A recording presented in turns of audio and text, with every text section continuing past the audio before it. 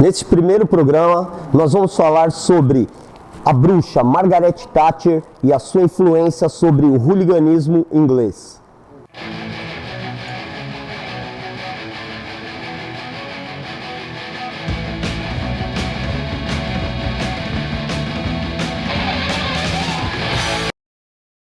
Ao longo dos 11 anos do seu poder, a Dama de Ferro travou uma dura batalha com os hooligans ingleses e encomendou o relatório que viria a ser a base da criação da Liga em 1992. Na Grã-Bretanha de 1979, quando Margaret Thatcher assumiu o poder, as arquibancadas eram formadas basicamente pela classe operária.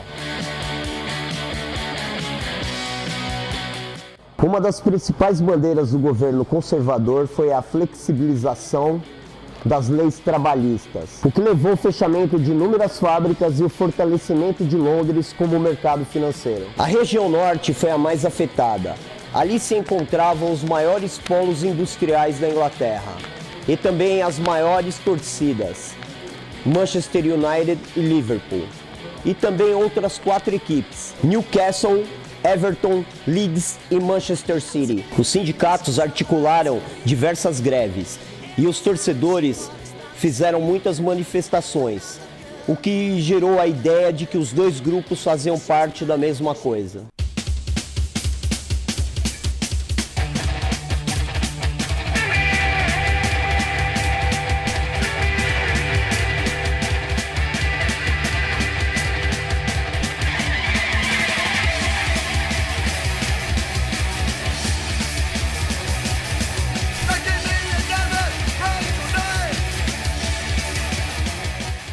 A postura de Thatcher endureceu ainda mais com o desastre de Heysel, na final da Copa dos Campeões de 1985. O tumulto causado por torcedores do Liverpool causou a morte de 39 torcedores da Juventus. Os clubes ingleses foram suspensos de competições internacionais por 5 anos e os Reds por 1 ano a mais.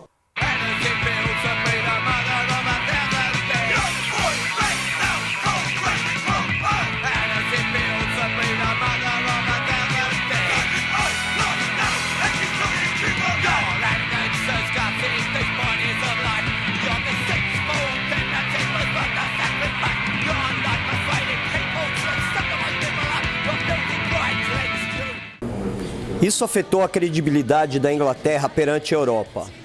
O hooliganismo tornou-se um problema a ser resolvido. Envergonhou o país e criou a imagem de que todos os ingleses eram bárbaros. Thatcher tinha o hooliganismo como um dos males do avanço social. Para ela, eles estavam ligados à violência, ao consumo de drogas e ao terrorismo. A mesma lógica válida para o IRA, grupo terrorista da Irlanda do Norte.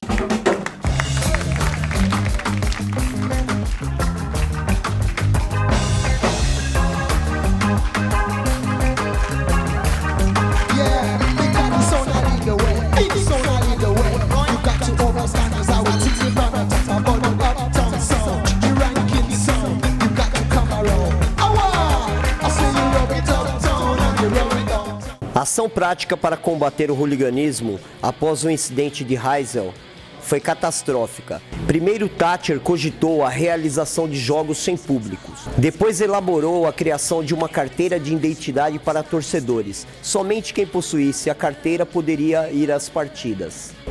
Essa ideia partiu do aliado de Thatcher, Dave Evans, que era sócio do Luton Town.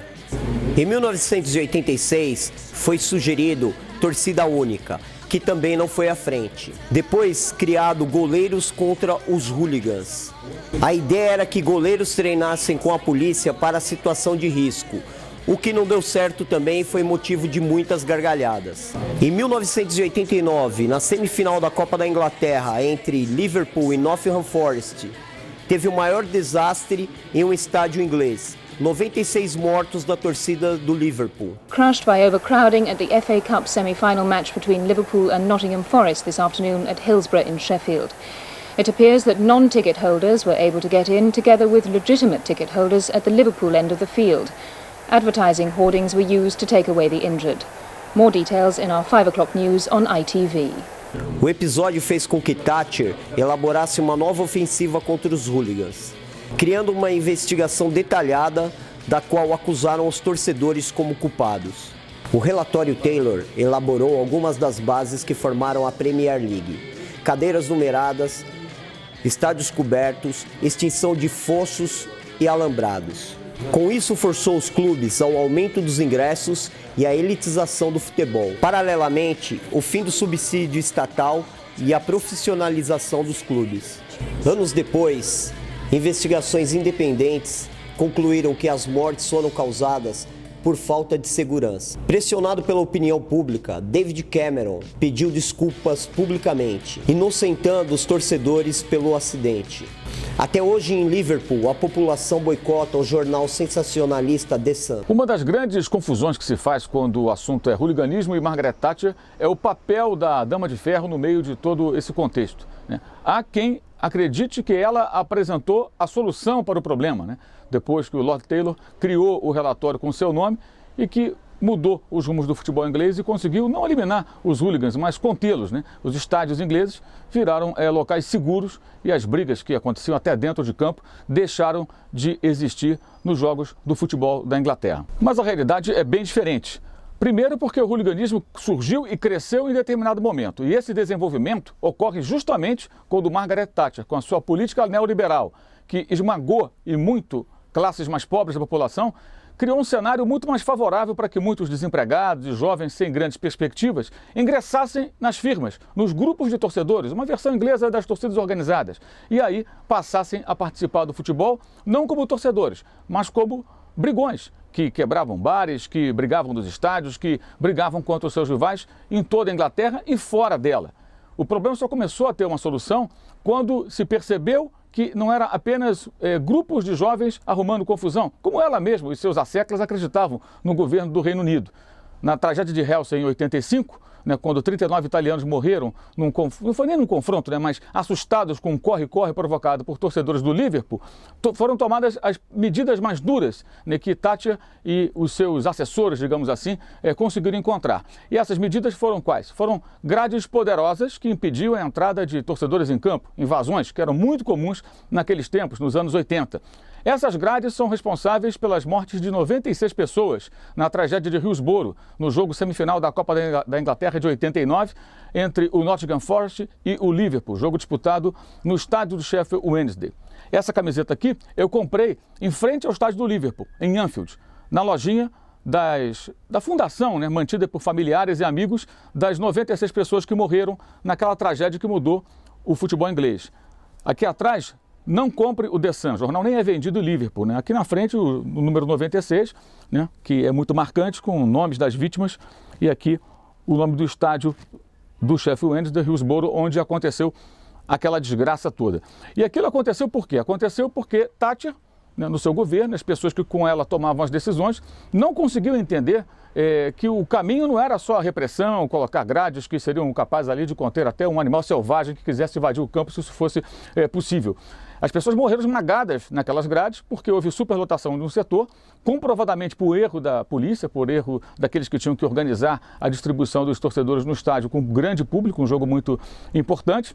E só recentemente, há pouco mais de um ano, o então primeiro-ministro David Cameron admitiu publicamente que a responsabilidade não foi das vítimas, e sim foi do governo, foi das autoridades, e pediu desculpas às famílias que, durante todos esses anos, lutam por esse reconhecimento. Então, na verdade, o hooliganismo cresceu durante a era Thatcher. Ela criou a atmosfera mais favorável para que aqueles grupos se desenvolvessem. Ela foi a grande responsável. E quando foi apresentada uma solução, já na parte final do seu governo, já haviam morrido 39 italianos em Helsing, haviam morrido 96 ingleses em Hillsborough, e tantas pessoas que tiveram problemas e vidas modificadas, ou saíram feridas, ou até mortas, por conta da infinidade de confrontos que se espalhavam pelo país, né, complicando inclusive a imagem da própria Inglaterra em competições, a ponto de haver um banimento das competições da UEFA depois da tragédia na Bélgica, naquela final da Liga dos Campeões de 85, entre Juventus e Liverpool. Então, na realidade, para quem imagina que Thatcher é a mocinha da história, que foi ela com o Lord Taylor que conseguiu resolver o problema dos hooligans na Inglaterra, muito pelo contrário, ela é a grande vilã. O primeiro hooligan a ser preso foi Cass Pennant, líder da Intercity Firm do West Ham. Colin Bland, líder da Red Army do Manchester United. Kevin Wheaton, líder da Shed End Boys, depois conhecido como Headhunters, do Chelsea. As firmas tiveram seus números recordes nesse período. Muitas firmas acreditam que esse foi o seu maior período de glória.